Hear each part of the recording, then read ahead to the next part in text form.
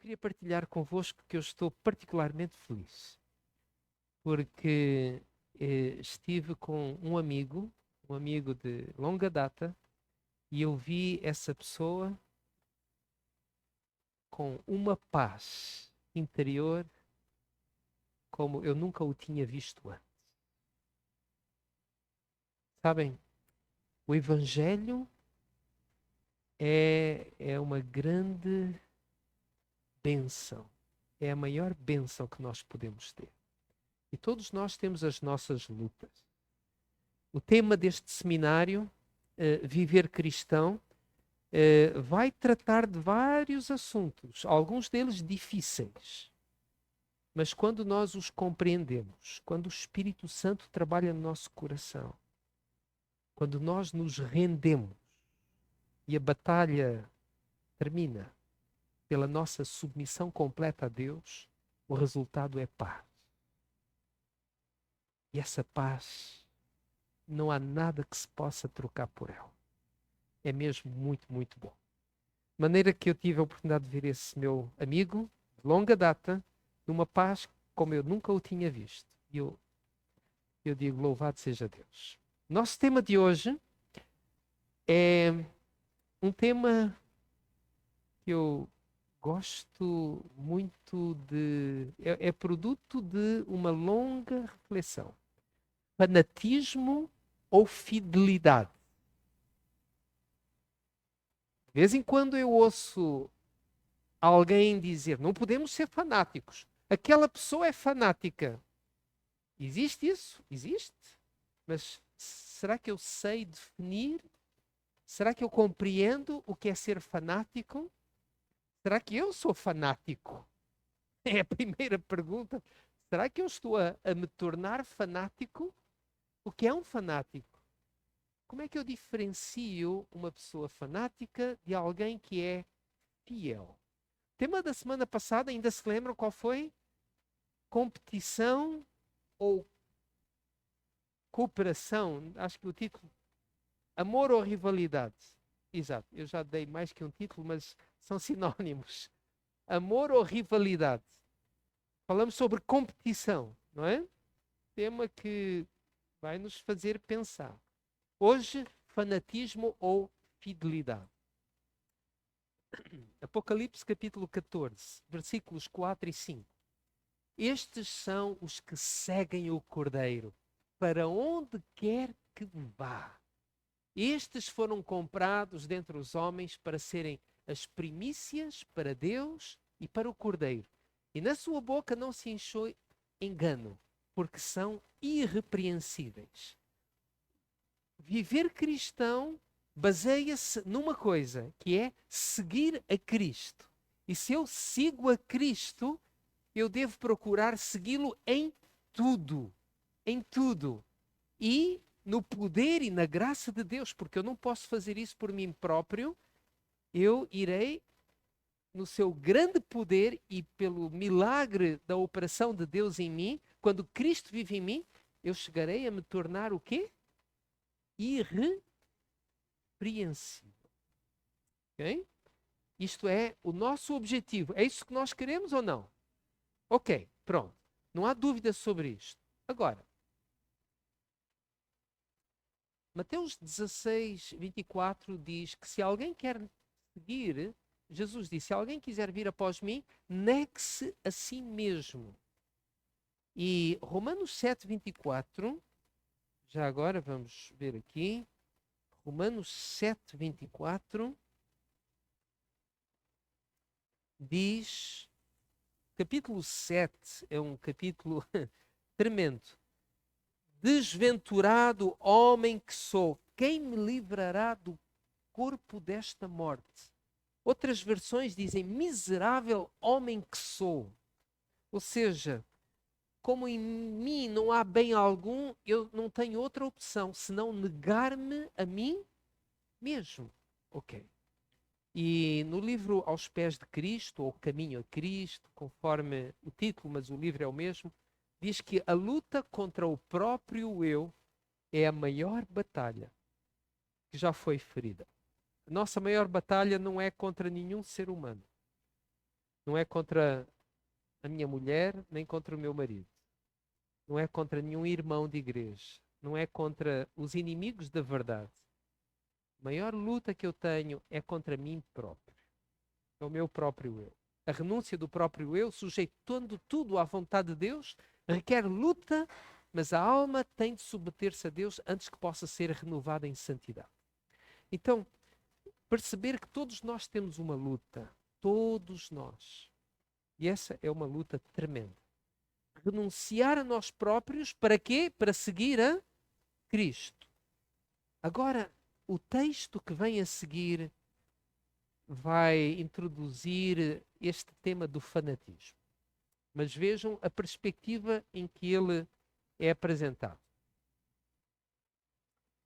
Os pais precisam despertar e purificar a alma pela prática da verdade na sua vida familiar. Agora reparem, quando atingirmos a norma que o Senhor deseja que atinjamos, as pessoas mundanas considerarão os adventistas do sétimo dia como extremistas, esquisitos, singulares e austeros.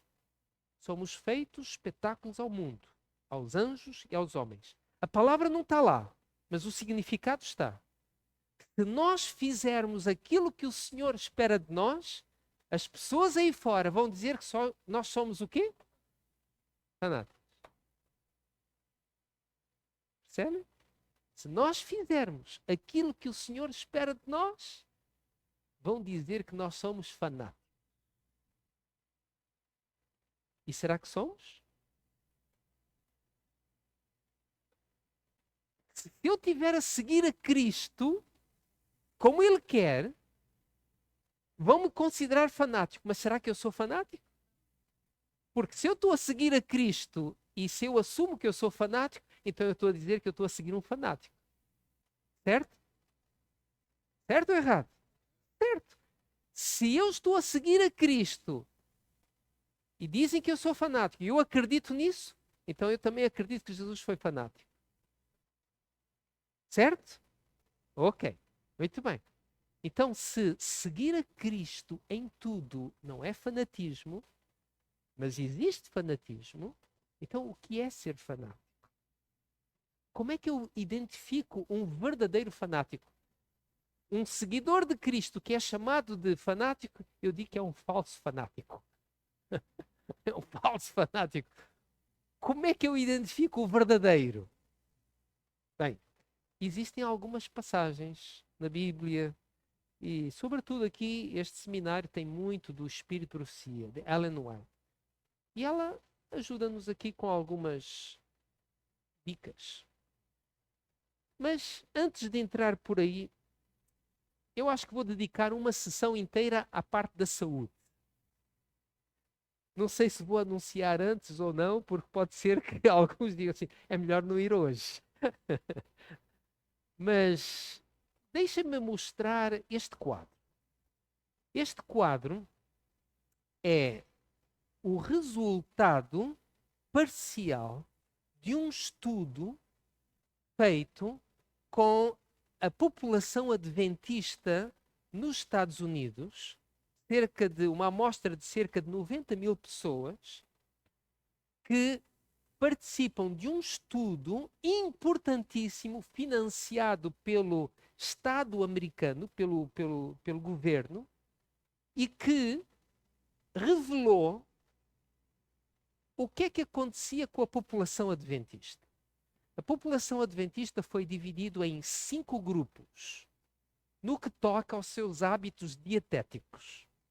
E então, estão a ver lá em cima, existiam os não vegetarianos, os omnívoros, que comem de tudo, que, como adventistas, nós podemos comer, não é? Comer carnes e peixe limpos. Depois havia os semi-vegetarianos. O que é isto de semi-vegetariano? Pode ser que hoje alguém saia daqui com um novo título. Eu agora descobri que eu sou isto. Bem, os semi-vegetarianos são pessoas que comem carne vermelha, ave e peixe menos que uma vez por semana. menos que uma vez. Ou seja, comem uma vez cada 15 dias. Por exemplo, isto é um semi-vegetariano. Depois, o pesco vegetariano. Alguém consegue pescar o significado? Bem, um pesco vegetariano é uma pessoa que não come carne nenhuma. Atenção, galinha também é carne, né? E peixe, não é? Peixe é peixe. Ok. Então, essa pessoa, o pesco vegetariano, é aquele que não come nenhum tipo de carne, mas come peixe. Ok? Peixes limpos, obviamente. E o ovo-lacto-vegetariano é aquele que não come carne, não come peixe, mas come derivados, como ovos e leite. E, finalmente, os totalmente vegetarianos ou os vegans são aqueles que não comem absolutamente nada de origem animal. Não são puros vegan, porque os vegans, este termo, os veganos, se formos literais, eles também não usam nada, não usam mel. E nós, adventistas, que somos totalmente vegetarianos, nunca vi nenhum vegetariano totalmente dizer que não usa. Por exemplo, os vegans é uma filosofia de vida, não usam couro, nada de couro.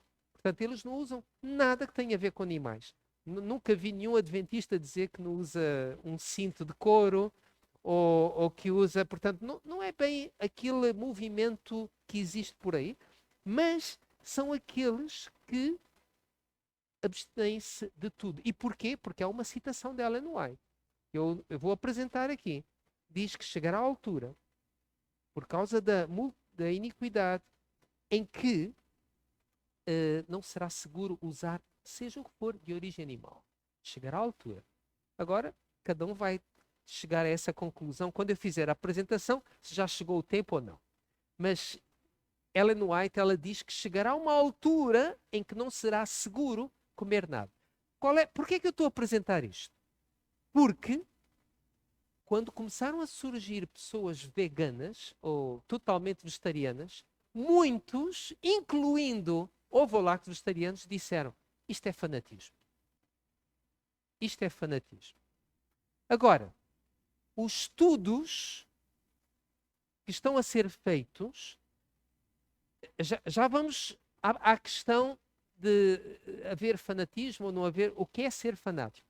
Agora, fanáticos ou não, as pessoas que tomam estas opções têm algumas vantagens do ponto de vista da saúde.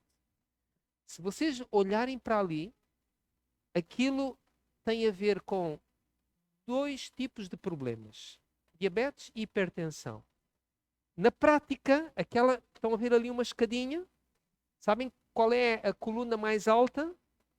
São os não vegetarianos. Depois a segunda, semi-vegetarianos. Depois a terceira, pescos. A quarta e a última, ou seja, a prevalência de diabetes entre aqueles que são totalmente vegetarianos é a mais baixa em todas as populações, em relação às outras. E depois, portanto, isto é uma boa oportunidade para a gente pensar em descer um bocadinho a escada, hein? Seja onde estiverem. Mas a questão que se põe é: será fanatismo a pessoa tornar-se totalmente vegetariana? Será fanatismo fazer algumas coisas que nem todos os membros fazem? Ou a maior parte não faz? Pronto, então vamos analisar o que é isto do fanatismo. Ellen White, ela diz assim: temos visto em nossa experiência que se Satanás não consegue prender as pessoas no gelo da indiferença, ele procurará impeli-las para o fogo do fanatismo. Existe fanatismo? Existe. Temos que nos preocupar com isto? Temos. Se ele não nos levar para a indiferença, para o descuido, para a letargia, para a mornidão, ele vai tentar nos levar para onde? Para o fanatismo. Isto é sério. Quando o Espírito do Senhor se faz notar entre seu povo, o inimigo aproveita a oportunidade para também atuar sobre várias mentes, levando-as a misturar seus próprios traços. Aqui começa a explicação. O que é ser fanático? É quando eu começo a misturar a verdade bíblica, os ensinos e os conselhos com determinados traços peculiares, ideias próprias. Elas sabem que há determinadas mentes que são mais propensas a isto. São pessoas que tendem a levar as coisas a sério. Mas depois, Satanás conduz aquelas mentes a irem além do que está escrito. Lembram-se daquilo que está escrito, Duda, a gente estudou no domingo, não é? Há uma séria advertência na Bíblia, no capítulo 22 de Apocalipse. Se alguém retirar alguma coisa da palavra, o que é que o Senhor vai fazer? Vai retirar o nome do livro da vida. Mas se alguém acrescentar, o que é que o Senhor vai fazer? Vai acrescentar as pragas que estão escritas neste livro. E algumas pessoas têm uma certa facilidade para ir tirando na sua vida, retirando. O Senhor disse, sim, mas não é bem assim. E outros têm uma certa tendência para ir acrescentando, não é? Eu tenho um amigo, oxalá que ele não assista este vídeo. Nós estávamos numa clínica a fazer uns tratamentos de hidroterapia. Estávamos a aprender umas coisas. E este meu amigo foi-nos dito que nós devíamos ficar lá, depois de ficarmos para fazer o banho de contraste. Ficávamos numa piscina com água bem quentinha e depois tínhamos que ficar numa piscina com água bem fria, gelada, durante meio minuto. Eu, quando estava com 25 segundos, já estava desertinho para sair dali. Mas ele pensou assim, calma lá, se meio minuto é bom, 1 minuto é melhor e 2 deve ser muito melhor. E ele ficou 3 minutos naquela água gelada. Resultado, não houve nada que o fizesse aquecer naquele dia. Ele ficou frio até o resto do dia. Aquilo foi quase que paralisou tudo ali. Estão a ver, há pessoas que têm esta tendência de ir além. Então, quando as pessoas tendem a misturar os traços peculiares, isto pode acontecer qualquer coisa. Assim, sempre há o perigo de que eles permitam que suas próprias ideias se misturem com a obra e assim se tornem resoluções imprudentes. Muitos se empenham numa obra por eles mesmos ideada e que não é inspirada por Deus. Pessoas que são muito rigorosas ou muito ciosas, de repente começam a construir assim umas ideias e acham que aquelas ideias que desenvolveram, que é claramente ir além, começam a adotar e a impor aos outros. A dizer, oh, isto tem que ser assim. E na nutrição isto é tremendo. Eu conheci gente já na minha vida que fizeram uma escala, isto tem que se pensar bem, combinar isto com aquilo e tal, e uma tabela com tantas coisas. Eu disse, ai meu amigo, eu vou-me perder se eu depender disto para a minha salvação, porque é tão complicado e Deus fez as coisas simples. Mas há pessoas que vão além daquilo que está escrito. Percebem? Ok, vamos continuar. Ellen White, no livro Grande Conflito, página 191, ela fala de um fanático. Ela descreve, na Reforma Protestante, houve um grupo fanático que Lutero chegou a dizer: este grupo é pior que os católicos, porque sabem que ele tinha aquela questão, mas este grupo deu-lhe mais problemas e causou mais dificuldades à Reforma do que propriamente a Igreja Católica, de onde saiu Lutero.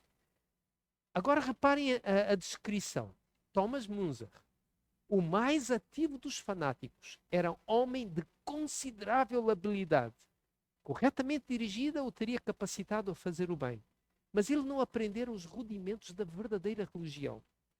Possuía o desejo de reformar o mundo e esquecia-se, como fazem todos os entusiastas, de que a reforma deveria começar consigo mesmo. Ambicionava obter posição e influência e não estava disposto a ficar em segundo lugar, mesmo em relação a Lutero. Na pessoa que envereda pelo fanatismo, desenvolve-se um orgulho espiritual, um sentido de que eu sou superior, eu sei mais, eu vou mais longe na minha santidade. E esse orgulho espiritual, que é uma coisa subtil, faz com que a pessoa se torne muito rígida, inflexível e nada pronta a ouvir os outros. Ela é que sabe. Ela é que sabe. Lembram-se o que é que Jesus disse sobre ele próprio? Aprendei de mim que sou manso e humilde. Um fanático é uma pessoa orgulhosa. Cristo era manso e humilde. Vamos ler mais. Precisamos de uma reforma? Sim, mais do que nunca. Nós precisamos de uma reforma. Mas como devem ser os reformadores? Bem, leiam o que está aqui. Deus pede um reavivamento espiritual e uma reforma espiritual. A menos que isso se realize, os que são mornos continuarão a se tornar mais aborrecíveis ao Senhor, até que Ele se recusa a reconhecê-los como seus filhos. Precisa de haver um reavivamento, uma reforma sobre a ministração do Espírito Santo. Precisamos nós de uma reforma. Desesperadamente. Precisamos de uma reforma. Uma reforma, vamos ver aqui, reavivamento e reforma são duas coisas diversas. Reavivamento significa uma renovação da vida espiritual, um avivamento das faculdades da mente e do coração, uma ressurreição da morte espiritual. Agora, reforma significa uma reorganização, uma mudança nas ideias e teorias, hábitos e práticas. A reforma não terá o bom fruto da justiça a menos que seja ligada com o reavivamento do espírito. Reavivamento e reforma devem efetuar a obra que lhe é designada e, no realizá-la, precisam fundir-se. Então, reavivamento é um despertamento da vida espiritual. Reforma é uma mudança de hábitos, de práticas, de costumes, alteração. E nós precisamos de uma reforma, não é? Os fanáticos enfatizam muito a necessidade de reforma. E sobre a necessidade de reforma nós não o podemos contradizer. O problema não é esse. O problema é outro. Nesta época, agora vejam, livre educação. Uma característica que deve acompanhar a reforma. Já vimos que o reavivamento e a reforma devem andar juntos. Mas vejam aqui. Nesta época de perigos especiais para a juventude, cercam-na tentações de todos os lados. Ao passo que é fácil deixar-se levar por essa onda, exigem-se os maiores esforços a fim de lutar contra a corrente. Cada escola deve ser uma cidade de refúgio para os jovens tentados e um lugar em que suas fraquezas sejam tratadas como paciência e sabedoria. Precisamos de reforma e precisamos de reformadores. Precisamos de pessoas que ensinem os jovens, porque os jovens são muito assaltados pelas tentações. Mas como devem ser os jovens tratados? Paciência e sabedoria. Sabedoria e paciência. Ela diz assim: os professores que compreendem suas responsabilidades afastarão-se de seu coração tudo que os possa impedir de tratar com êxito os voluntariosos e desobedientes. Agora reparem, uma característica de um verdadeiro reformador, de um verdadeiro seguidor de Cristo: amor e ternura, paciência e governo próprio serão em todo o tempo a lei da sua linguagem. A misericórdia e a compaixão estarão misturadas com a justiça. Quando necessário, reprovar, sua linguagem não será exagerada, mas sim humilde. Paciência, bondade, tolerância. Pensem em Jesus. Ninguém jamais viveu padrões mais elevados de santidade do que Jesus. Concordam comigo? Ele jejuou durante 40 dias. Mas, quando no monte ensinava a multidão, e aquelas pessoas estavam um dia sem comer, o que é que Jesus fez? Olha, vocês estão aí muito rechonchudos, precisam mesmo é de um bom jejum, vão ficar aqui mais 2 dias para ver se vocês, com um jejum de 3 dias, vocês ficam em forma. Foi isso que Jesus fez? Jesus sentiu uma profunda compaixão das pessoas. Ele podia ter dito, olha, eu aguentei 40 dias, vocês aguentem também. Foi isso que ele fez? Então, a característica de um seguidor de Cristo, ele é exigente consigo próprio, mas ele é muito tolerante com os outros. Percebem? Muito paciente, muito compreensivo. E o fanático normalmente não. Ele é intolerante, ele impõe, ele acusa, ele critica quem não faz como ele. Jesus, com lágrimas nos olhos, disse, Jerusalém, Jerusalém, tantas vezes quis eu ajudar-te, mas tu não quiseste. Ó Jerusalém, as suas reprovações estavam mescladas com lágrimas, com compaixão, com tristeza, com amor. Ele amou Judas até o fim, nunca o desmascarou, nunca o expôs publicamente. Lavou os seus pés, sabendo que ele já o tinha traído. Percebem a diferença? Percebemos o que é um fanático, do que é a sua diferença em relação àquilo que é um seguidor de Cristo? Na maneira como tratamos. Eu aproveito para fazer aqui um parênteses. Durante este seminário eu gostava de partilhar altos padrões de vida cristã. Como é que eu vou lidar com isto?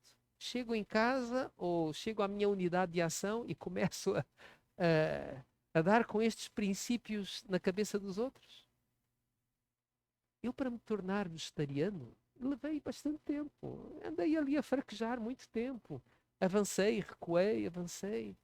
Nós temos que ser compassivos uns com os outros. É no benefício de cada um seguir ao máximo os ensinos de Cristo. Mas onde há o Espírito de Deus, há liberdade. Eu não posso impor as coisas. E a mesma coisa uns com os outros, como irmãos que somos em Cristo. É no benefício de todos seguir a Cristo e seguir tão de perto quanto possível os seus princípios. Mas na promoção, como o farei? Então, ternura, paciência, a misericórdia e a compaixão estarão misturados com justiça. Quando necessário reprovar, já tinha lido esta parte. Com afabilidade apresentarão ao malfeitor os seus erros e o auxiliarão a emendar-se. Paulo diz, aqueles que sois espirituais, repreendam os outros. Todo verdadeiro professor entenderá que no caso de haver erro em sua mensagem, maneira de agir, é melhor que seja por ter ele agido do lado da misericórdia do que da severidade. Então, há muita severidade no fanatismo. Há muita compaixão, bondade, na fidelidade. Muita compaixão. Tende em vós o mesmo sentimento que houve também em Cristo Jesus. Então, eu não posso apenas abraçar os altos padrões de conduta que Cristo deixou para mim. Eu preciso também ter o Espírito de Cristo. E o problema do fanático é que muitas vezes ele abraça normas de conduta que estão certas. Muitas delas, algumas pelo menos. E mistura um pouco com as suas próprias ideias, mas depois não tem o Espírito de Cristo na forma como se relaciona com os outros. Percebemos isto? Ok. Vós, porém, não estáis na carne, mas no Espírito. Se é que o Espírito de Deus habita em vós. Se alguém não tem o Espírito de Cristo, esse tal não é dele. Eu posso ser eu posso ser muito cuidadoso com a minha alimentação, vegetariano, eu posso viver padrões muito elevados, Mas se eu sou intolerante, cruel, não revelo o Espírito de Cristo.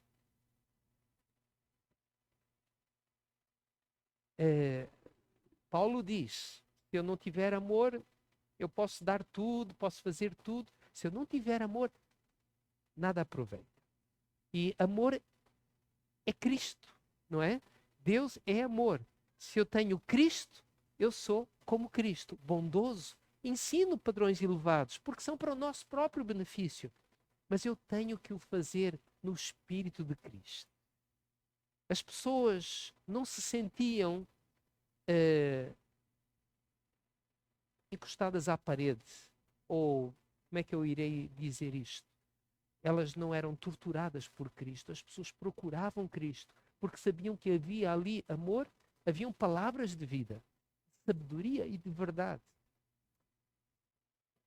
De todos os povos da terra, deviam ser os reformadores os mais abnegados, os mais bondosos e os mais corteses.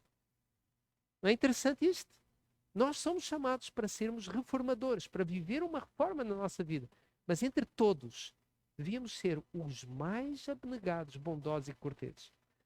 Dever-se-ia ver em seus atos a verdadeira bondade dos atos desinteressados. O obreiro que manifesta falta de cortesia, que mostra impaciência ante a ignorância ou teimosia dos outros, que fala bruscamente ou procede sem reflexão, pode cerrar a porta de corações, por tal maneira que nunca mais lhe seja dado conquistá-los. Percebem isto? Seja em que assunto for, eu sou um representante de Cristo e devo revelar o Espírito de Cristo. De pouca utilidade é reformar os outros, atacando o que podemos considerar maus hábitos. Tais esforços muitas vezes resultam mais em dano do que em bem. Em sua conversa com a samaritana, em lugar de desmerecer o poço de Jacó, Cristo apresentou alguma coisa melhor.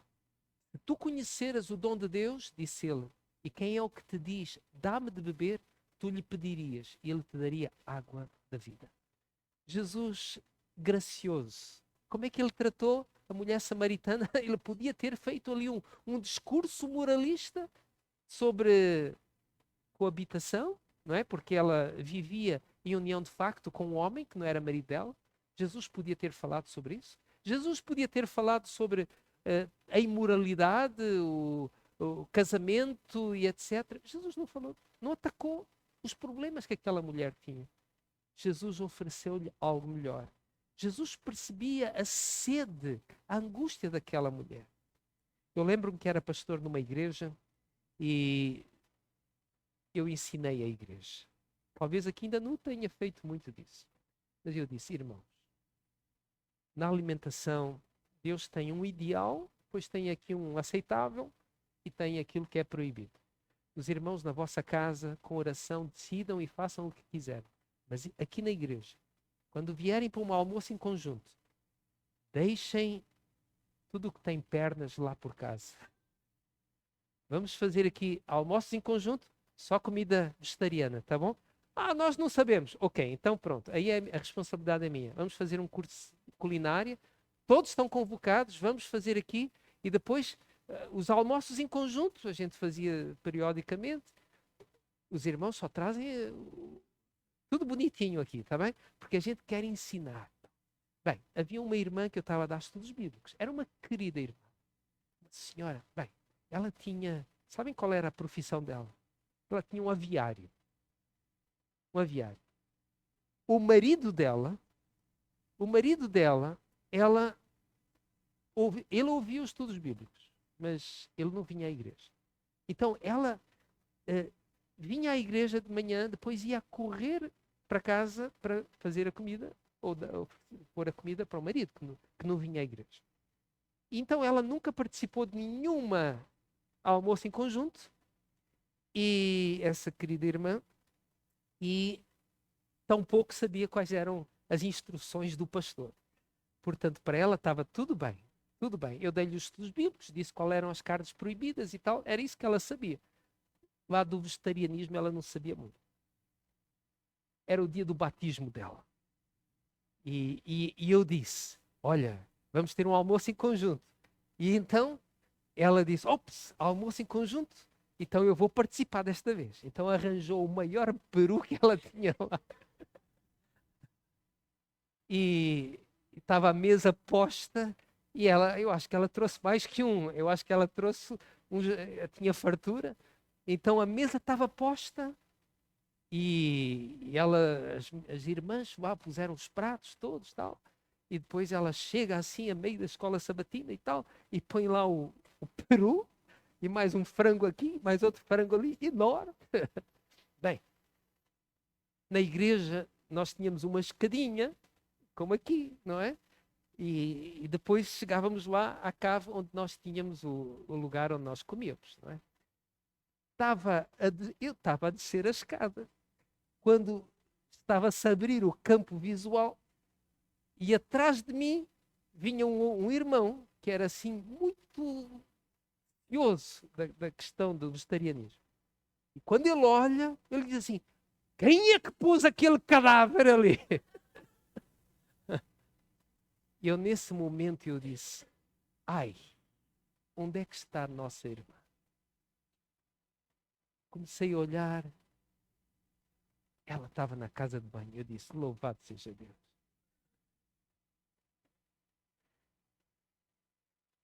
As diaconisas vêm ter com o pastor e dizem: o pastor, o que é que a gente faz agora?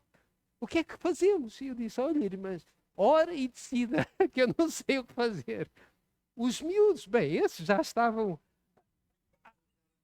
a avançar no assunto. E, e depois, bem, eu sei lá o que é que eles fizeram. Às tantas comeram aquilo tudo, não é? A irmã não deu por ela. Eu disse: louvado seja Deus.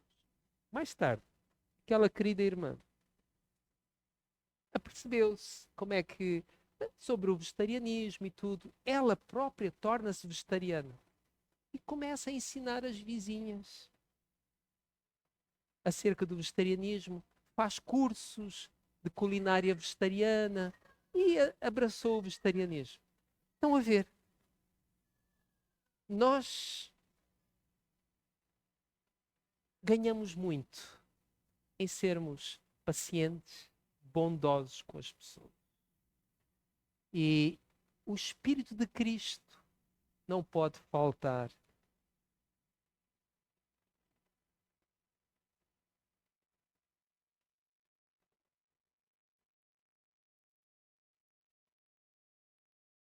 Não é pecado aquelas carnes que a Bíblia diz que são permitidas. Não é pecado.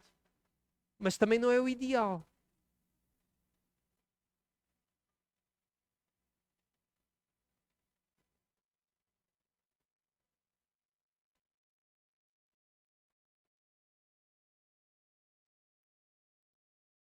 Então, Marine, vamos lá ver.